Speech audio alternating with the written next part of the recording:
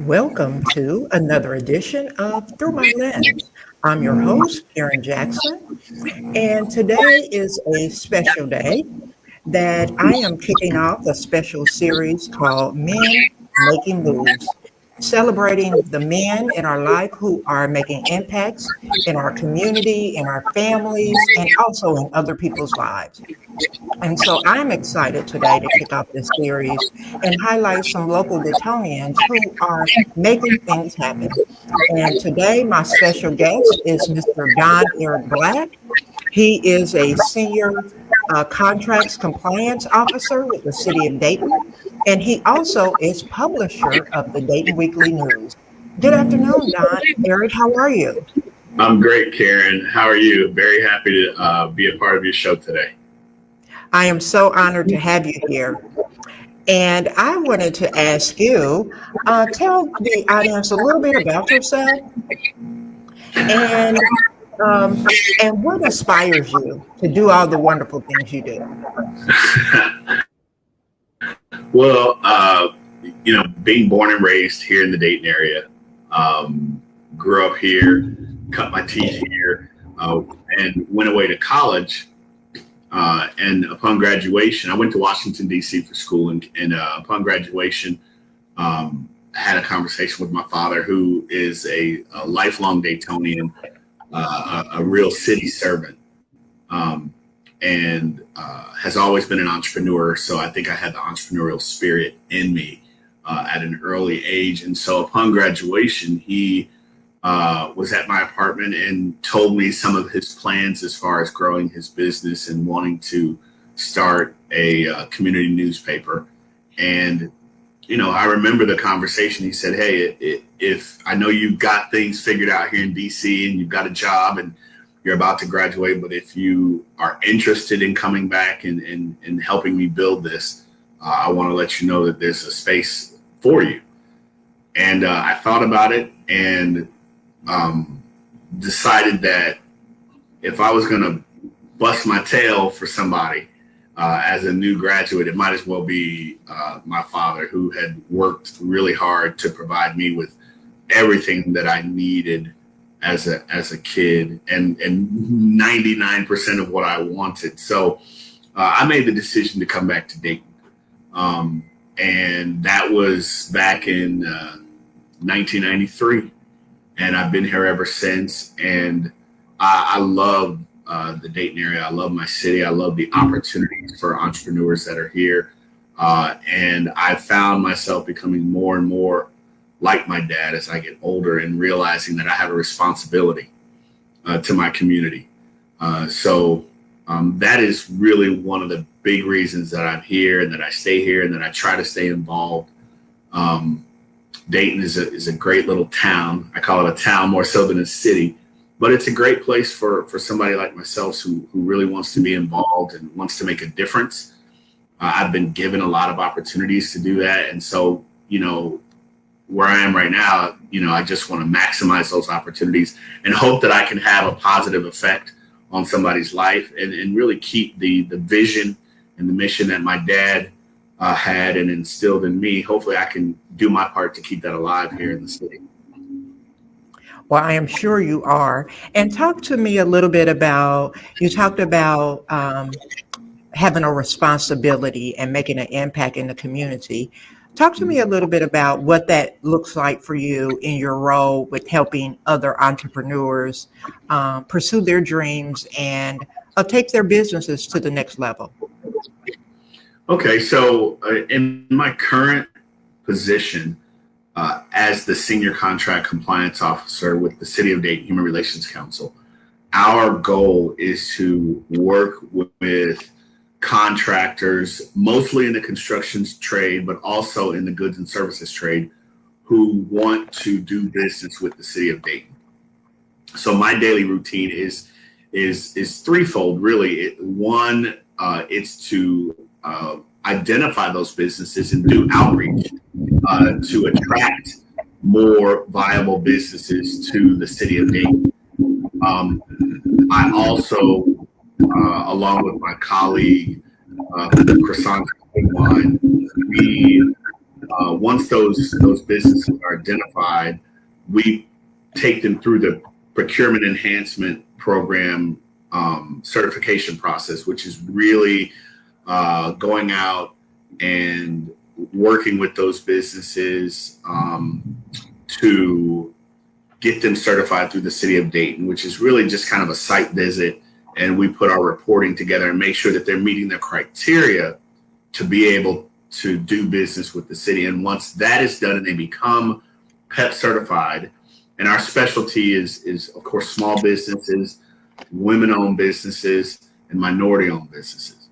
Once they become PEP certified, our next phase is to make sure that they're keyed in to the contracting opportunities on the construction side as well as goods and services. So, and the final piece is to make sure that there's a compliance or oversight to make sure those small businesses get paid, make sure that we continue to work with the prime contractors in the city of Dayton to set goals on those projects to make sure that we are equitable as far as how the money is being spent, making sure that there are percentages carved off for small businesses, for women-owned businesses, and for minority businesses. So really when it all comes together, we do the outreach, we also do the certification, and we also do the compliance, which is making sure that bills are paid, that companies are doing what they're supposed to do. And then there's a technical assistance side of it too. So if you're having trouble with a bid or you want assistance,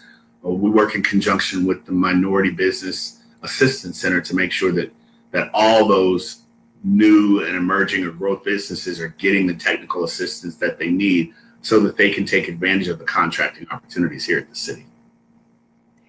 Wow. Sounds like a lot of hard work. It's never a boring day. I'm sure. Talk to me a little bit about what is maybe the biggest challenge you see for entrepreneurs today? So in my current role, as well as some of the consulting that I've done over the years, I think the biggest challenge is building a solid foundation for your business as far as growth is concerned. And growth isn't just about sales. Growth is making sure that you're setting your business up in a way that you can grow and sustain yourself. And so when we do workshops or I do consulting with businesses, I try to use the same framework that a banking institution would use to help businesses get started in the right way. One of the things that I've experienced is that you have 3 different levels to entrepreneurship. You have the technician, you have the owner, and then you have the manager. What I found is that we have a lot of people in the city that are good technicians. They're really good at something, or they have a skill set at something, whether it's, cutting grass or painting or construction, a skilled trade.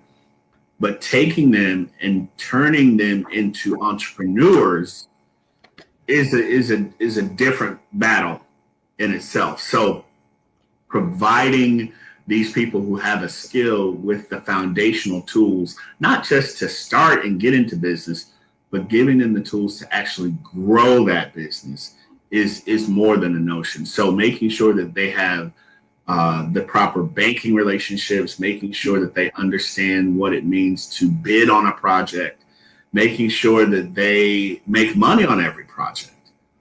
And then how do you sustain and grow your business by having those wraparound services or relationships, whether it's access to legal help, whether it's access to, technical assistance to bid on a project. Banking relationships are so vitally important because without revenue, without the opportunity to go out and get a loan for supplies or payroll, it's hard to grow as a small business.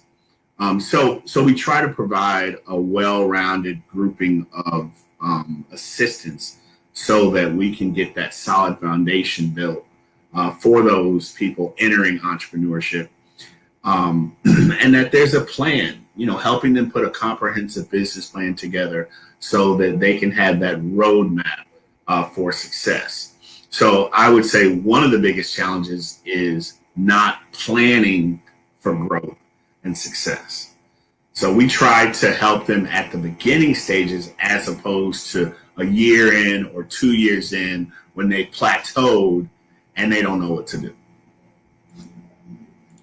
Wow. I think we're going to have to bring you back just to talk about business because there's so much there to unpack. Yeah. But I want to switch gears a little bit because you started talking about um, when you were looking to start your career after college.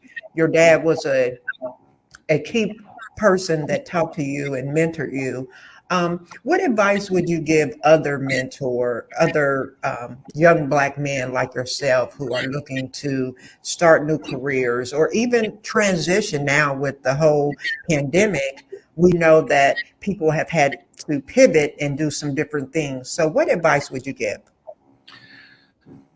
Well, for me, I was fortunate because my mentor was my father. So I grew up watching him.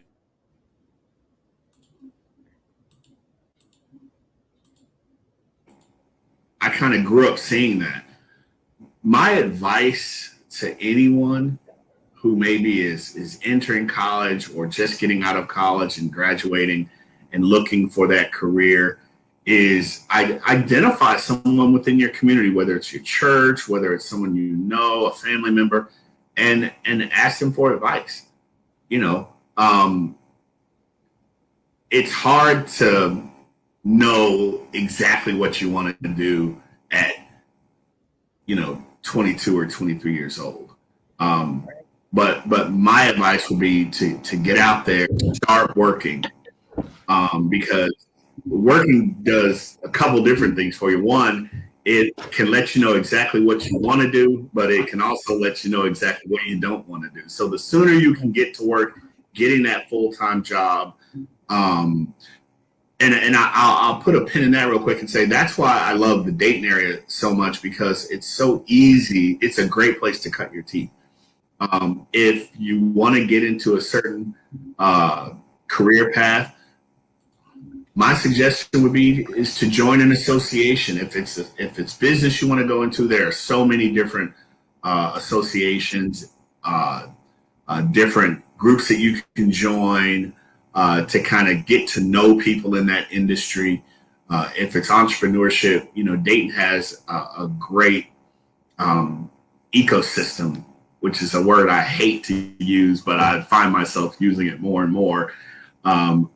Of young entrepreneurs, there's a lot of foundational work here that's being done to help new business owners. So my suggestion is really try and surround yourself with people who are doing what you want to do and learn from them. Sit at their feet, ask questions. Don't be afraid of no, and just go for it. I've always tried to surround myself with people who were like-minded. I had someone say to me years ago, "You are the average of the 5 people you spend most of your time with." So if you want to go into a certain field, my suggestion is be around people who are in that field. Go to informational interviews, which basically means if you want to be an insurance agent, identify one and take them out to lunch and find out as much as you can about the industry. Put yourself in that space so you start to get to know the people in that space, and you're able to glean information and then have a strategic plan for yourself. Business plans aren't just for business. You can have a life plan. And every day, every quarter, every month, every year, try to check a couple things off and put yourself in a position, for success. Yeah. That is awesome. So, what is one piece of advice that you would give, or what is one great piece of advice your dad gave you that you still rely on today? Man, I that's hard question because I've received advice from him all the time. He told me once, as long as I'm alive, I'm going to be parenting you, no matter how old you are. And he did, literally. But if I could be really honest, the one piece of advice that he gave me, he actually gave me when I was 11 years old. Wow. He told me, and now I went to a predominantly white school. And I had gotten in trouble with my friends shooting spitwads, something silly. But the principal called, our parents and called him at work. He said, don't go outside when you get home. I want to talk to you. And I remember him coming home, and I was nervous because I didn't know what was going to happen. And he sat me down and he said, look, man, I'm going to tell you this now. As a young Black man, you have to be careful. He said, you can't do everything you see your counterparts doing, your friends doing, because you don't always have the opportunity to recover from those actions. And he told me this early on. He said, you have to be twice as good to get just as far, and you cannot afford to make the same mistakes that other people make because you don't always have an opportunity to recover. And wow. I remember it like it was yesterday, and I never forgot it. And he was spot on right. As a young African American out trying to do my thing in the business world, I had to make sure that all my T's were crossed, all my I's were dotted. And I've always tried to be that person. I haven't always succeeded. I've made mistakes. I've suffered for them. But at the end of the day, we always have to be putting our best foot forward in everything that we do.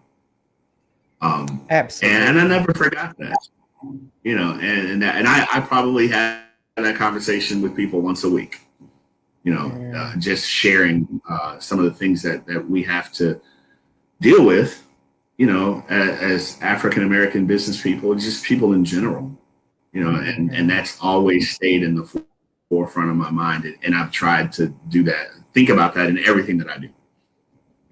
So that was probably the wisest piece of advice as a child, which stuck with me. But he also told me early on in my professional career, don't burn bridges, because you never know when you might have to go back across that bridge. And you want to make sure you keep the line open, because somebody who you really, really don't like today might be your advocate or your ally tomorrow. So always make sure you're able to go back across that bridge.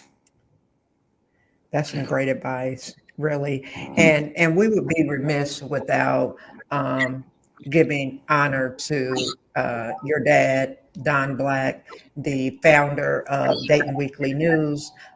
He was certainly a mentor of mine when I started on this journey of journalism, and always inspired me, always challenged me. And so the lessons I learned from him, I would never forget, and I use them daily. And burning bridges is one of them. He always used to talk about the early bird catch the worm. That was one of the things that stuck with me that he always shared with me. So now I know you're filling some big shoes at the Dayton Weekly News. Talk to us a little bit about what's going on and what we can look forward to in the future, and how people can subscribe and stay connected. Yeah, my dad, he had such a love for his city. I mean, he absolutely just was in love with Dayton and wanted to make a difference. And that was one of the reasons that we started the Dayton Weekly News, was because he saw that there was disparity in our news and information, how we perceived ourselves. And he said, he believed the whole, if not me, who, if not now, when. And, entrepreneurship is a weird thing. There's never a perfect time. And he was just like, hey, do it. We just need to do it. And we did it. And we've been doing it for 28 years. I'm excited about, I was excited about taking over the newspaper. It's really a legacy to him and his hard work and dedication towards, Dayton's African-American community. I took over operations in 2019 when he fell ill, and I wanted to make some changes to the newspaper just from the standpoint of how we were going to introduce or reintroduce the newspaper to a new segment of the population. I had some strategic plans to not only grow the readership, but in order to do that, we needed to have a digital presence, which we didn't have at the time. We needed to do more strategic planning and marketing and outreach to reach a younger segment of the community. Because, when we started the newspaper, it was either newsprint, radio, or TV. That's how people receive their information. Now, there are a whole plethora of ways that people get their news and respond to their news. So if we wanted to continue to be in existence, we needed to be relevant and we needed to be where they were. So my first plan was to get us a digital presence. So we developed a website. So we were constantly working on that, and then just engaging our readership, looking for opportunities. As you know, he was big on stories and articles and pictures. And we want to do more articles and features that are curated from the Dayton Weekly News, so that we can make sure that we keep our finger on the pulse of what's going on in our community. And of course, with the growth in readership and having a social media presence, we want to make sure that our advertisers follow. We want to make sure that people look at the newspaper as their newspaper and invest the time, invest the money, whether it's advertising for your local business or in buying a subscription or sending us information on an event. How can we cover your news and event? Because, just because it isn't on the front page of the Dayton Daily doesn't mean that it shouldn't be on the front page of the Dayton Weekly. That was our main reason, because we knew there were a lot of good things going on in the African American community that people weren't necessarily reading about. But that doesn't mean that it wasn't important. So really just doing a lot of the things that he started the newspaper doing it better, streamlining the processes, making sure that we're reaching people, doing a little bit more marketing, so that we can stay relevant and grow our readership, grow our advertising, and really become a force within our community as it relates to news and information. Well, you guys are doing an awesome job, and I really commend you. I know you have some big shoes to fill, but we thank you so much for all that you're doing for the community. And we're going to have to just have you back, Donerik, because there's so many other questions I want to ask you that we're running out of time. But so we'll have to definitely have you back real soon. Okay. And I'd like to wrap our conversation by asking you, and I always ask this question because we can always look at what we learned. We can look back over our life and say, you know what, I wish I would have known that then. So what advice would you give your younger self that you know for sure now? I have thought that question dozens and dozens of times. And it's hard for me, honestly. I love my life and I love where I am in my life. And I think to myself, if I had done anything different, I wouldn't be sitting here talking to you right now. So it's hard to say, what advice I would give or what I would change. And I know this is going to sound cheesy, but I think there are two things that I wish I had done better or differently. Okay. One, I wish I had focused more on math, only because I sold myself on the fact that I wasn't good at math. And I wore that as a kind of an albatross for years. So I wish I had not limited myself in terms of being afraid of numbers and math and things like that. But I think for me, if I could change anything, I wish I I had gone into the service. I wish I had done some military because I love my country. I love you know, most of what we stand for, and I wish that I had been able to serve my country, you know, in the military. But as far as other advice, get that foundation, study. Don't be afraid to succeed. You know, don't be afraid to get your education, whether it's, you know, a college degree or a certificate or, you know, the military or whatever. Have a plan. Write down the goals that you want to accomplish. And, you know, for me, you know, having, you know, a mother and a father who were very goal oriented and wanted me to succeed and wanted my sister to succeed, you know, success was expected, you know. But for younger me, there were some pockets that I didn't necessarily put enough into. So I wish I had the opportunity to go back and do that. But as far as right where I am today, given all that I've gone through, I'm pretty happy about the way things are going, and I'm excited about the future. And I'm excited about my contribution, you know, to my city and anything that I can do to help people in whatever pursuit I want to do that. The cool thing about getting old is that you get to know a lot of people. And my job is to make sure that people are connected, and, you know, anything I can do to help people succeed, whether it's in entrepreneurship or life or whatever, you know, I want to do my part to help them. And you are indeed. Like I said, you got to come back because we still have so much more to talk about. But I do want to thank you for taking a few moments to kick off this new series with me. I remember when I started at Dayton Weekly News.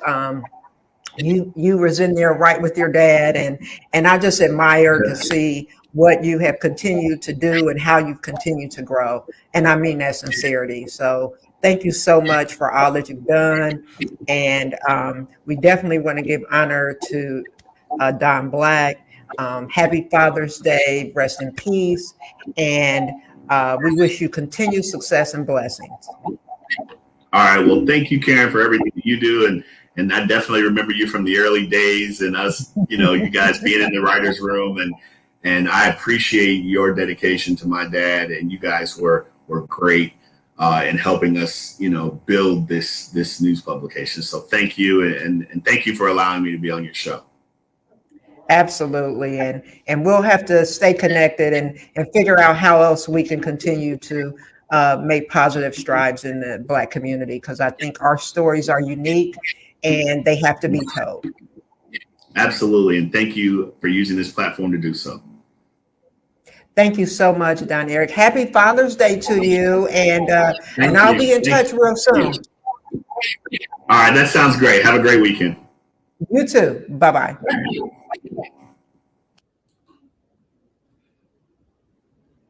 And thank you for tuning in to another edition of Through My Lens. I'm your host, Karen Jackson. Happy Father's Day to all the fathers, and happy Juneteenth. Let's go out and let's celebrate. We have a lot to celebrate this weekend, and we have a lot of work to do. And I look forward to continuing the discussion and making an impact in our community. God bless.